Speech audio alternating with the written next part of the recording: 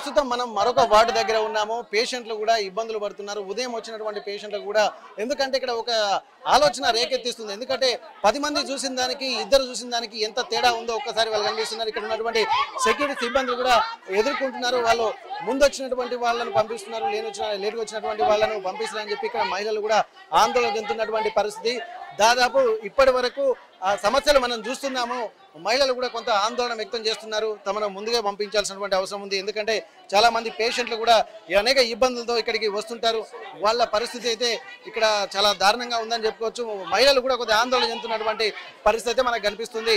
ఇక్కడ దాదాపు ఉదయం నుంచి వచ్చినప్పటికీ కూడా పడిగాపులు కాసినప్పటికీ కూడా తమను పంపించడం లేదన్నటువంటి ఒక ఆందోళన కనిపిస్తుంది. మహిళలు బారులు తీరినటువంటి పరిస్థితి. ఒక్కసారి ఇక్కడ మహిళా ఇన్ఛార్జీలు కూడా ఉన్నారు, ఇక్కడ లైన్లో నిలబడారు. వాళ్ళు ఉదయం నుండి కూడా వాళ్ళు కూడా చాలా ఇబ్బందులు పడుతున్నారు పేషెంట్లు పంపించలేక.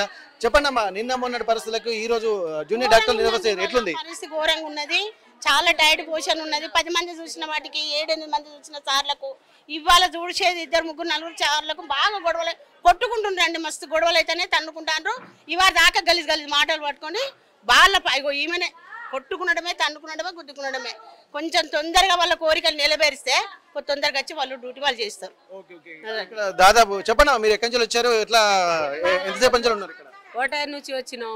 ఇగో కాలు నొప్పి, కాలు ఇరిగింది. అందులో పోనీ అంటే పోనిత్తలేరు, అనగాబడి వెనక నేడుతాండ్రు. మీరు ఎక్కడి నుంచి వచ్చారు? మాది ఇక్కడ వరంగలే, లక్ష్మీపురము. కొంచెం ప్రాబ్లమ్స్, గొడవలు కాదండి. వచ్చిన ప్రకారం నడుస్తూ ఉంటే బాగుంటది. డాక్టర్లు కూడా చూసినట్టు ఉంటది కదా. మనం తొందర పడితే ఎట్లుంటది సార్? అవును కదా, అంతే కదా. జూనియర్ డాక్టర్లు సమ్మె చేస్తున్నారు, దాని ప్రభావం దీని మీద ఉందంటారా? ఉంటే ఉండవచ్చు సార్. మన రాక ఏం తెలుస్తాయి? మనం చిన్నపాటి వాళ్ళం, మనకేం తెలుస్తుంది సార్? అంతే కదా. ప్రస్తుతానికి అయితే ఇక్కడ మహిళలు కూడా చాలా ఇబ్బందులు పడుతున్నారు. ఇక్కడ ఇది ఆర్థోపెడిక్ అంటే ఎముకల విభాగం, ఇది ఆర్థోపెడిక్. దీనికి సంబంధించి కూడా కొంతమంది మహిళలు కూడా కొద్దిగా ఇబ్బందులు పడుతున్నటువంటి పరిస్థితి. డాక్టర్లు ఒకరు చూసిన దానికి అలాగే 10 మంది చూసిన దానికి ఇక్కడ తేడా స్పష్టంగా కనబడుతుంది అంటున్నారు. ఇప్పటి వరకు కొంతమంది పేషెంట్స్ దూర ప్రాంతాల నుంచి వాళ్ళు మళ్ళీ తిరిగి వెళ్ళాలి కాబట్టి ఆ ఇబ్బందులు అయితే వీళ్ళ ముఖాలలో అలాగే వాళ్ళ మనసులలో కొద్దిగా ఆవేదన స్పష్టంగా కనిపిస్తుంది. ఇప్పటి వరకు ఈ పరిస్థితులు చక్కదిద్దాలంటే వాళ్ళ డిమాండ్లు నెరవేర్చాలన్నటువంటి ఒక ఆలోచన కూడా ఇక్కడ చాలా మంది చేస్తున్నటువంటి పరిస్థితి.